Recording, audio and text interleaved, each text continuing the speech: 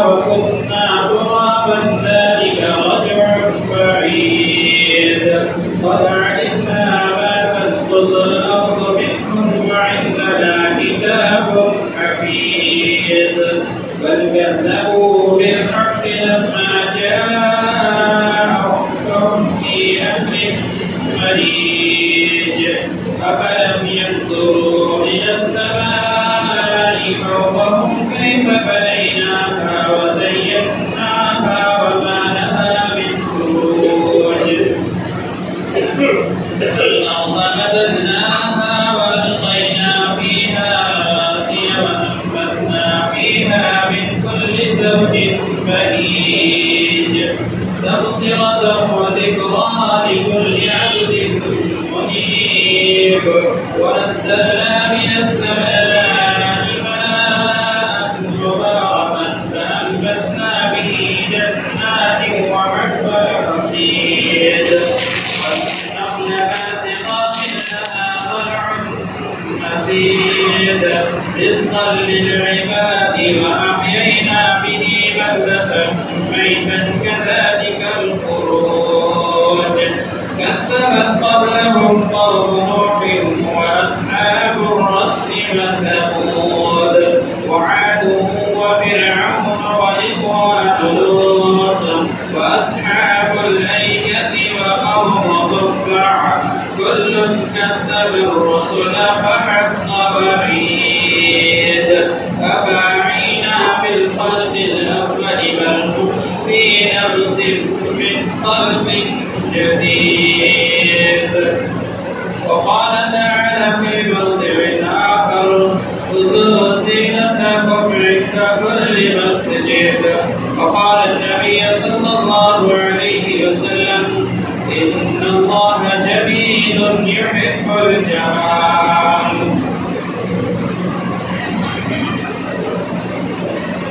حاضرین اجماع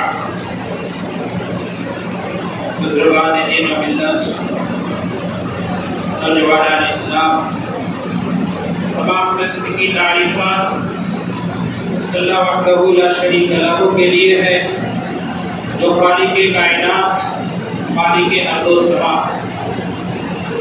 جس نے مبین انسان کو اس شکل مخلوقات بنا کر اس کائنات میں بھیجا اور ہماری رشتہ ہدایت کے لیے انبیاء اکرام علیہ السلام کو مبعوث کیا درود و سلام ہو تمام انبیاء اکرام علیہ السلام پر خصوصاً نبی آخر الزمان جناب محمد رسول اللہ صلی اللہ علیہ وسلم حضرات محرم الحرام کا مہینہ یہ مہینہ اسلامی سال کا پہلا مہینہ ہوتا ہے اس مہینے میں ایک نیکی اور ایک اہم نیکی ہے کہ گزشتہ مہینہ جو ذی الحجہ کا مہینہ تھا جس کے عشرہ اولیٰ کی بڑی فضیلت قرآن مجید میں اور احادیث مبارکہ میں بیان کی گئی تھی جس میں ایک اہم نیکی اور اہم عمل تھا عرفہ کا روزہ اور حسب توفیق اس مہینے میں لوگوں نے اس دن کا روزہ رکھا ہے کیونکہ اس روزے کی بڑی فضیلت بیان کی گئی اللہ کے رسول صلی اللہ علیہ وسلم نے بیان فرمایا احتسب علی اللہ ان یکفر السنة التي قبله والتي بعده کہ مجھے اللہ سبحانہ وتعالی سے امید ہے کہ اس روزے کے عوض اللہ سبحانہ وتعالی ایک سال اس سے پہلے کے اور ایک سال اس کے بعد کے گناہ چھوٹے چھوٹے گناہ اللہ سبحانہ وتعالی معاف فرمائے اس طریقے سے ماہ محرم اسلامی سال کا پہلا مہینہ ہوگا محرم الحرام سے سال کا آغاز ہوتا ہے، مہینے کا آغاز ہوتا ہے، تو وہ مہینہ شروع ہو چکا ہے تقریباً 4 تاریخ میں۔ تو اس مہینے میں بہت سے لوگ طرح طرح کے خرافات اور ایسی چیزیں اور ایسے اعمال کرتے ہیں جو کتاب اللہ سنت رسول صلی اللہ علیہ وسلم سے ٹکرا جاتے ہیں۔ جب محرم کا مہینہ آتا ہے تو حسن حسین رضی اللہ عنہ لوگوں کو بڑی یاد ستانے لگتی ہے۔ یقیناً حسن حسین رضی اللہ عنہما کی فضیلت اللہ کے رسول صلی اللہ علیہ وسلم نے بیان فرمائی، ریحان طائر، کہ یہ دونوں جو ہے جنت کے پھول ہیں۔ اللہ کے رسول صلی اللہ علیہ وسلم نے ارشاد فرمایا، جس نے ان دونوں سے محبت کی اس نے مجھ سے محبت کی۔ تو حسن حسین رضی اللہ عنہما سے محبت اللہ کے رسول صلی اللہ علیہ وسلم سے محبت کی دلیل، لیکن اس کا مطلب یہ نہیں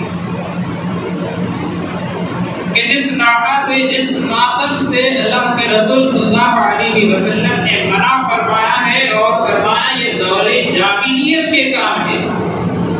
زمانہ جاہلیت میں لوگ ایسا کیا کرتے تھے، ماتم کیا کرتے تھے، ناحا کیا کرتے تھے، گریبان چاک کیا کرتے تھے، رویا دھویا کرتے تھے خوب۔ تو یہ اللہ کے رسول صلی اللہ علیہ وسلم نے ان چیزوں سے منع فرمایا ہے، باوجود اس کے کہ اس مہینے میں وہ لوگ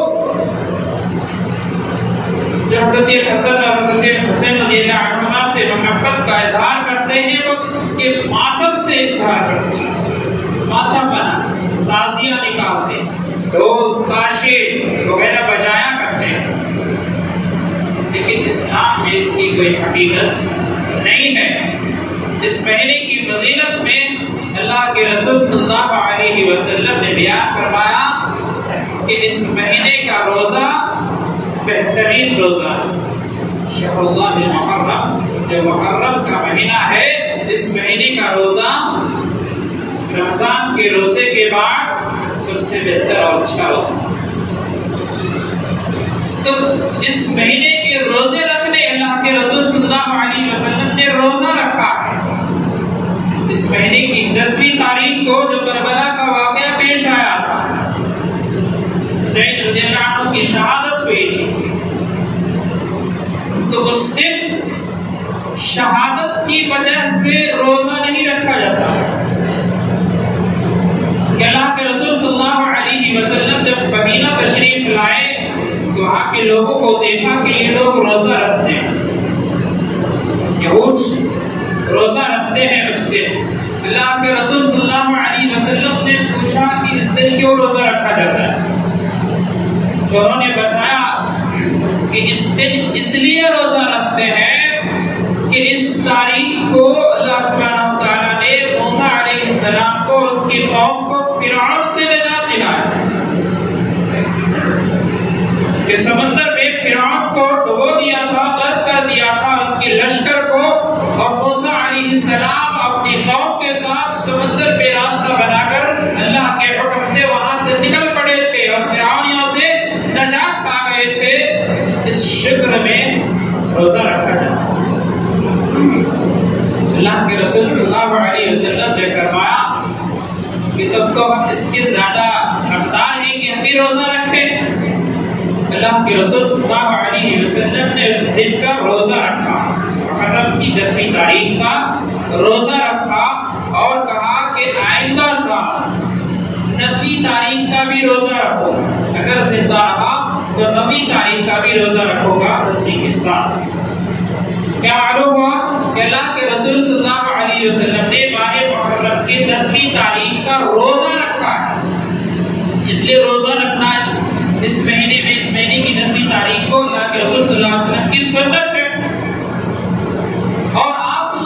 وسلم نے بیان فرمایا کہ آئندہ سال اگر زندہ رہا اور یہ دن نصیب ہوا تو تبھی تاریخ کا بھی روزہ رکھوں گا 10ویں کے ساتھ، تاکہ یہودیوں کی مخالفت ہو جائے، کیونکہ یہود کی مخالفت ضروری ہے۔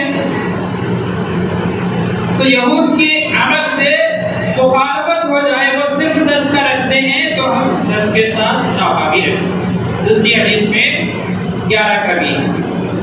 تو اس طریقے سے جو اللہ کے رسول صلی اللہ علیہ وسلم سے مسنون عمل ہمیں ملتا ہے وہ یہی ہے کہ اس مہینے کی 10ویں تاریخ کا روزہ رکھا جائے اور اس کے ساتھ ساتھ 9ویں تاریخ کا بھی روزہ رکھا جائے، 2 دن، 9 تاریخ کا اور 10 تاریخ، 2 دن۔ تو 9 10 کے ساتھ یا تو 9 کو ملا لیا جائے یا 10 کے ساتھ 11 کو ملا لیا جائے، 9 10 رکھیں یا 10 11 رکھیں، اس طریقے سے 2 روزہ رکھا جائے۔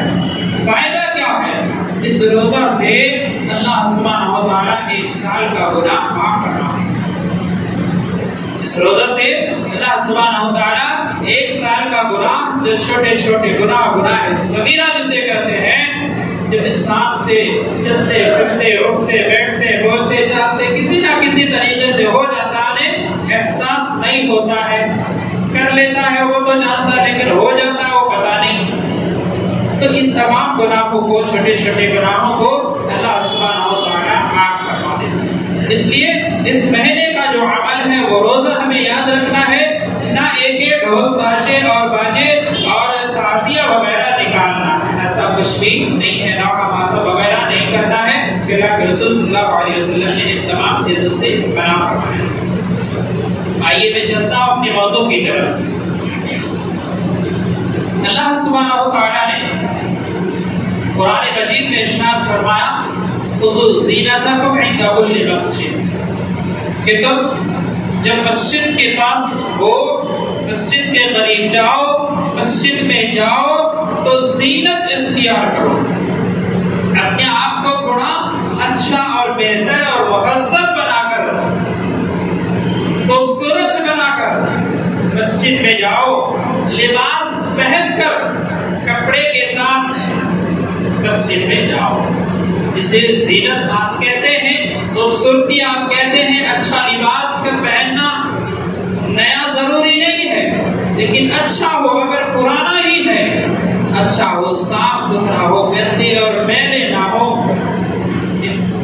تمام چیزوں کا اہتمام کرنے کے لیے اللہ سبحانہ و تعالیٰ نے بیان کرنا کہ لباس کے ساتھ جانا ہے۔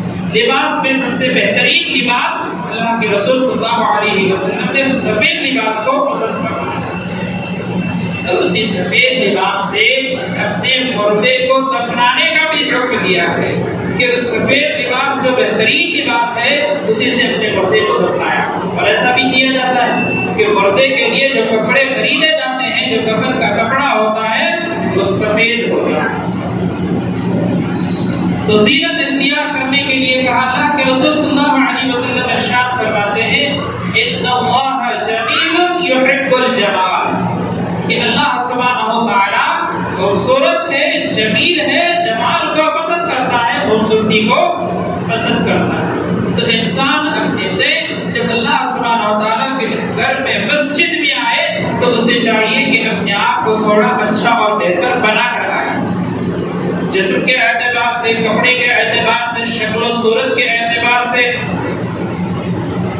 نہانا دھونا ہے، نہا دھو کر کے اچھے کپڑے، صاف ستھرے کپڑے پہن کر کے، بال وغیرہ سنوار کر کے، اچھا بنا کر کے، طریقے سے رکھ کر کے، اس طریقے سے، اس انداز سے کیا کریں، مسجد میں آئیں۔ تو یہ مسجد کا حق ہے کہ جب ہم مسجد کا رخ کریں، مسجد جانے کا ارادہ کریں، تو ہمارے دل و دماغ میں ایسی باتیں آنی چاہیے کہ کس انداز میں، کس طور طریقے میں، کس زینت کے ساتھ ہم مسجد جائیں۔ جمعہ کا دن ہے، جمعہ کے دن، اور ہمیں اہتمام سے آنا چاہیے، نہانا دھونا، نہا دھو کر اچھے کپڑے پہن کر، تیل وغیرہ لگا کر، خوشبو میسر ہے خوشبو لگا کر، اس انداز سے اپنے بالوں کو سنوار کر، ایسا نہیں کے بال ادھر بکھرے ہیں ادھر بکھرے ہیں ایسے ہیں، کنگا ہونگا کچھ نہیں کیا، بال کو رکھے ہیں لیکن اس کو سنوارنے کا ٹائم نہیں یا اس کو سنوارنے کا طریقہ نہیں، تو پھر نہیں رکھنا چاہیے۔ تو ان تمام چیزوں کا خیال رکھنا ہے کہ ہم مسجد آ رہے ہیں، مسجد اللہ کا گھر ہے، اور مسجد آتے ہوئے ہمیں ان چیزوں کا خیال رکھنا ہے۔ اور دوسری بات جو ہمیں بہت ہی جس کا اہتمام کرنا ہے، اللہ کے رسول صلی اللہ علیہ وسلم نے مسجد آنے سے روک دیا ہے، منع کر دیا ہے۔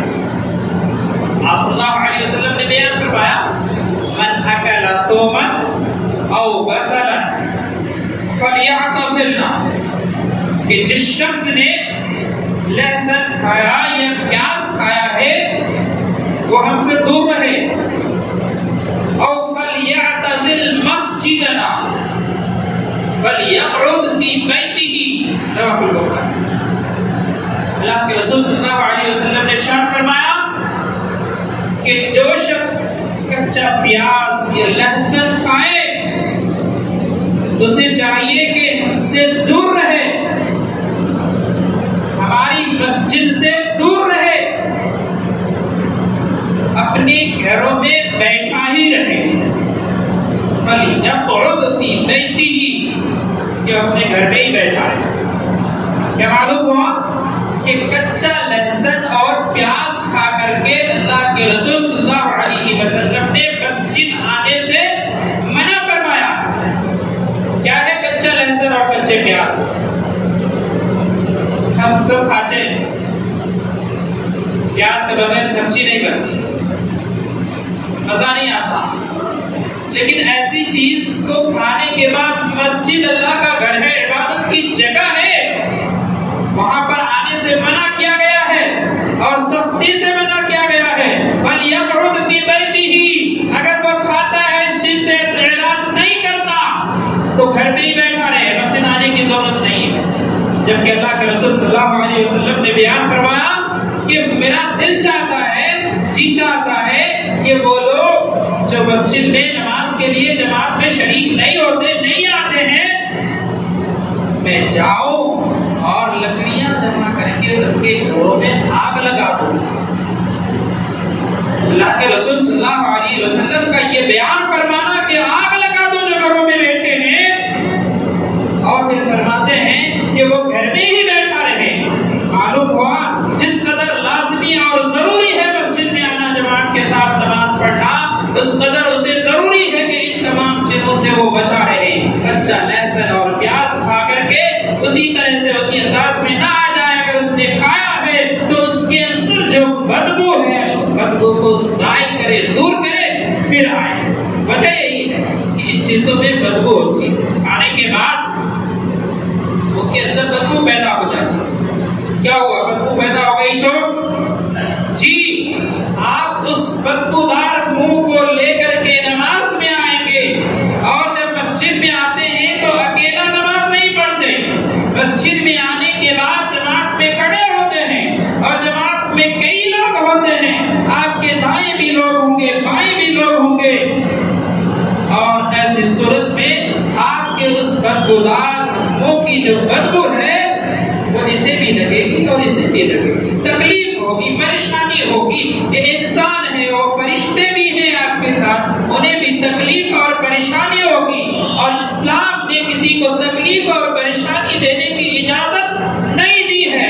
اللہ کے رسول صلی اللہ علیہ وسلم کی حکمت دیکھیے کہ آپ صلی اللہ علیہ وسلم نے اسے منع فرمایا، کس سے؟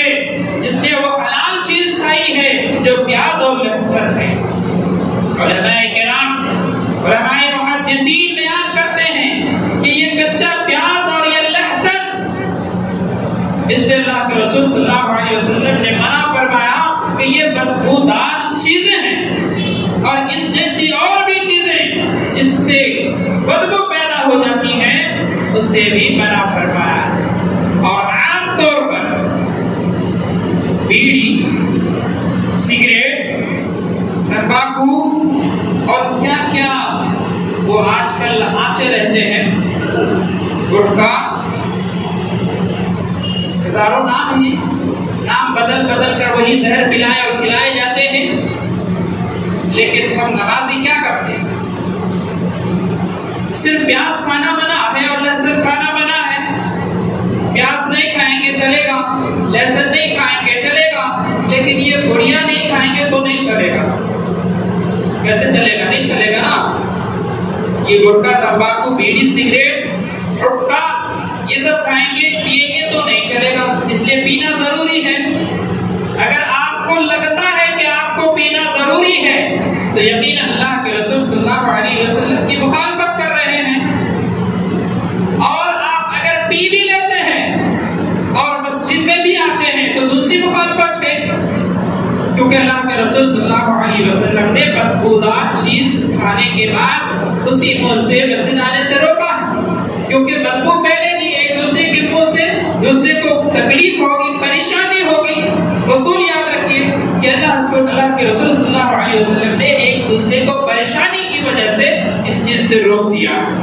تو جس طریقے سے پیاز کھا کر نہیں آنا ہے، کچا لہسن کھا کر نہیں آنا ہے، اسی طریقے سے آپ کو بیڑی پی کے بھی نہیں آنا، سگریٹ پی کے بھی نہیں آنا ہے، تمباکو اور گٹکا وغیرہ جو بھی آج کھاتے پیتے ہیں وہ سب جس سے بدبو پیدا ہو جاتی ہے، ایک دوسرے کو تکلیف ہوتی ہے، کھا کے نہیں آنا۔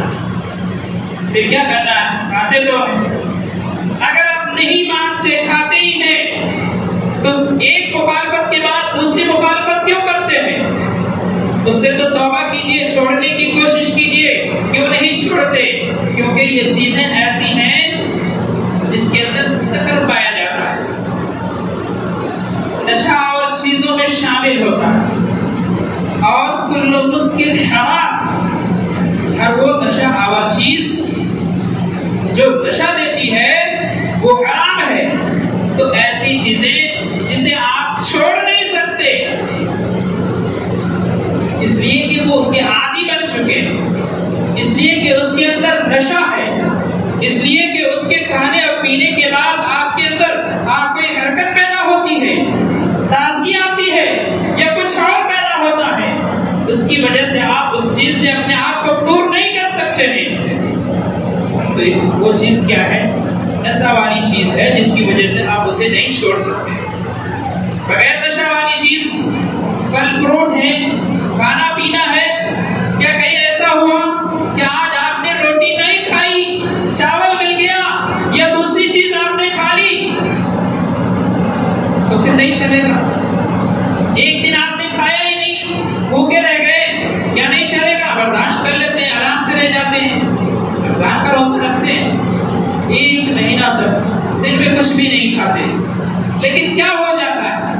جب افطار کر لیتے ہیں تو افطار کر لینے کے بعد پورے دن کا جو نشہ اتارتے ہیں، کیونکہ وہ نشہ ہے، چھوڑ نہیں سکتے کسی طرح، تو ڈر کر کے، اللہ کا خوف کھا کر کے یا لوگوں سے ڈر کر کے کسی طرح تو دن بھر ہم نے چھوڑ دیا، لیکن شام ہونے کے بعد پہلا کام وہ ہوگا۔ بہت بڑے لوگ تو ایسے ہی ہیں کہ روزہ افطار بھی بیڑی سے کریں گے، بیڑی سے، کیونکہ بیڑی کی اتنی لت لگ چکی ہے، اتنی لت لگ چکی ہے کہ نہیں چھوڑ سکتے۔ تو یہ ساری چیزیں، اگر آپ مسلمان ہیں اور مسلمان کا کام ہے نماز پڑھنا، اور نماز پڑھنے والے کے لیے مسجد آنا لازمی اور ضروری ہے، اس لیے اسے ان چیزوں سے، ان بدبودار چیزوں سے دور رہنا لازمی اور ضروری ہے۔ اگر وہ ان چیزوں سے اپنے آپ کو دور نہیں کرتا تو خود بھی گنہگار ہوتا ہے، کھانے اور پینے کی وجہ سے مسجد میں آتا ہے اس حالت میں، دوسرا گناہ کرتا ہے، نماز میں کھڑا ہوتا ہے دوسرے کے پاس، اسے تکلیف پہنچاتا ہے، تیسرا گناہ کرتا ہے۔ آپ یقین جانیے جہاں جہاں جس طریقے سے آپ جاتے ہیں اس ایک عمل کو لے کر کے اور گناہ کرتے رہتے ہیں۔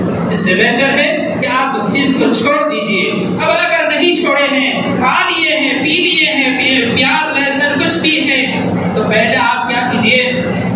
مسجد آنے سے پہلے اس چیز کو دور کیجئے، ختم کیجئے، اس بدبو کو ظاہر کیجئے، مسواک کیجئے، اپنے منہ کو صاف کیجئے۔ جب دیکھیے کہ یہ گندگی اب نہیں آ رہی ہے، یہ بدبو اب نہیں آ رہی ہے، تو پھر آپ مسجد آئیے کہ اب آپ کو آنے کی اجازت ہے، اب آپ کے لیے آنا لازمی ہے۔ پھر کبھی ایسا بہانہ مت بنائیے گا کہ ہم نے تو پیاز کھایا اس سے مسجد نہیں جانا، ہم نے تو یہ تمباکو اور گٹکا کھایا اس لیے مسجد نہیں جانا ہے. نہیں، آپ کا اصل کام چونکہ آپ مسلمان ہیں، اسلام والے ہیں، اور یہ مسجد کو آباد کرنے والے وہ اہل اسلام ہی ہیں، اس لیے لازمی اور ضروری ہے کہ آپ اس گٹکا کو تھوکیے، اس کو دور کیجیے، اس سگریٹ اور بیڑی کو ہٹائیے، پھینکیے اس کو. اس کے بعد اپنے منہ کو صاف کر کر مسجد کو آنا لازمی قرار دیجیے، اسی میں خیر و بھلائی ہے. تو دوسری بات جو یہ تھی کہ مسجد میں آنے کے لیے جو مسجد کا حق ہے وہ مسجد میں زینت کے ساتھ ساتھ اپنے منہ کی بدبو اور اپنے بدن کی بدبو وغیرہ کو دور کر کے آنا ہے. اللہ سبحانہ و تعالیٰ سے دعا ہے کہ الہ العالمین ہم سب مسلمانوں کو اسے عمل کی توفیق عطا فرما. آمین. اقول قولی ھذا استغفر اللہ لی ولکم ولسائر المسلمین.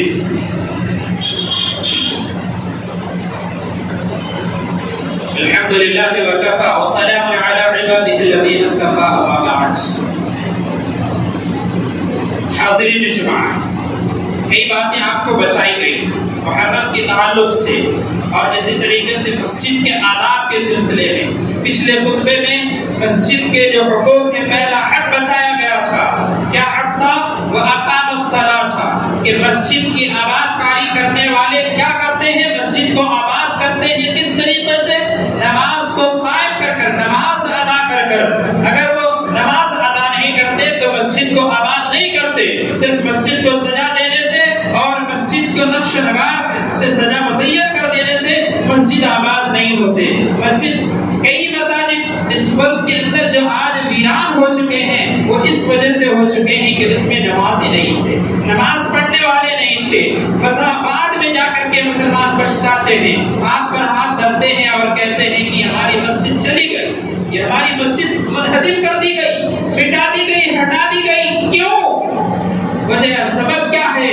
اس لیے کہ مسجد کا جو پہلا حق تھا وہ یہ تھا کہ اس مسجد کو آباد کیا جاتا، لیکن مسلمانوں نے اس مسجد کو آباد نہیں کیا، اس میں نماز نہیں پڑھی، نماز پڑھنا بند کر دیا، جماعت ہونا بند ہو گیا، اذان ہونا بند کر دیا گیا.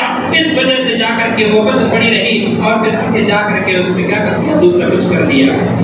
تو مسجد کو آباد کرنے کا سب سے پہلا حق ہے کہ مسجد کو آباد کیا جائے، اور آباد کا سب سے بہترین ذریعہ نماز ہے، سب سے بہترین ذریعہ نماز ہے اور جماعت کے ساتھ نماز ادا کرنا ہے. اس لیے ان تمام حقوق کو، جو مسجد کے حقوق ہیں، ان تمام حقوق کو ہمیں یاد رکھنے کی ضرورت ہے اور ہر ایک حق کو جو مسجد کے ہمیں ادا کرنے کی ضرورت ہے. اللہ سبحانہ و تعالیٰ سے دعا ہے کہ الہ العالمین ہم سب کو اپنے مساجد کے حقوق ادا کرنے کی توفیق عطا فرما. اللہ سبحانہ و تعالیٰ میں جو بیمار ہیں اللہ انہیں شفاء کاملہ عطا فرما. اللہ سبحانہ و تعالیٰ جو بھی نمازی ہیں انہیں نماز بندگانہ ادا کرنے کی توفیق عطا فرما. الہ العالمین یہ خشک سالی ہے، قحط سالی کی طرح ہے. اللہ سبحانہ و تعالیٰ برسات نہیں ہے، بارش نہیں ہے. اللہ سبحانہ و تعالیٰ چرندے پرندے انسان حیوان ہر طرح سے لوگ پریشان ہیں. اللہ سبحانہ و تعالیٰ تیرے پاس کسی چیز کی کمی نہیں ہے. اللہ سبحانہ و تعالیٰ تو رحمت کی بارش نازل فرما. اللہ سبحانہ و تعالیٰ تو رحمت کی بارش نازل فرما. اللہ سبحانہ و تعالیٰ تو رحمت کی بارش نازل فرما. اللہ یا اللہ ہم سب پریشان ہیں. اللہ دھوپ کی تپش ہے، گرمی کی تپش ہے. اللہ سبحانہ و تعالیٰ یہ تپش، سبحانہ و تعالیٰ یہ جہنم کی تپش ہے. اللہ سبحانہ و تعالیٰ اس تپش سے سب کو نجات دے.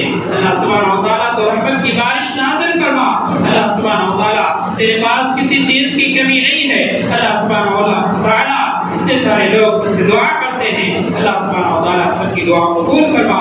اللہ سبحانہ و تعالیٰ رحمت کی بارش نازل فرما. اللہ سبحانہ و تعالیٰ ہمیں انسانوں کو اور دیگر دوسرے تیرے مخلوق کو اللہ سبحانہ و تعالیٰ تو راحت پہنچا، آرام پہنچا.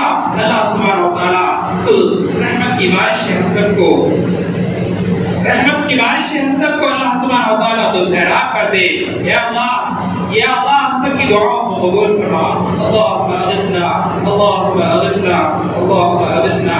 اللہ سبحانہ و تعالیٰ ہمیں جو بیمار ہیں شفاء کاملہ عطا فرما. اللہ سبحانہ و تعالیٰ جو اس دنیا سے رخصت ہو چکے ہیں اللہ سبحانہ و تعالیٰ کے ساتھ رحم و کرم کا معاملہ فرما. اللہ سبحانہ و تعالیٰ سب کی مغفرت فرما. اللہ انہیں جنت میں جگہ نصیب فرما. اللہ سبحانہ و تعالیٰ جنت سب کو زندہ رکھ، ایمان اسلام کی حالت میں زندہ رکھ. جب ہمارا خاتمہ ہو تو ایمان اسلام کی حالت میں ہو. آمین. تقبل یا رب العالمین. اقول قولی ھذا استغفر استغفر الله لي ولكم ولسائر المسلمين. سبحانك رب العزة عما يصفون وسلام على المرسلين والحمد لله رب العالمين.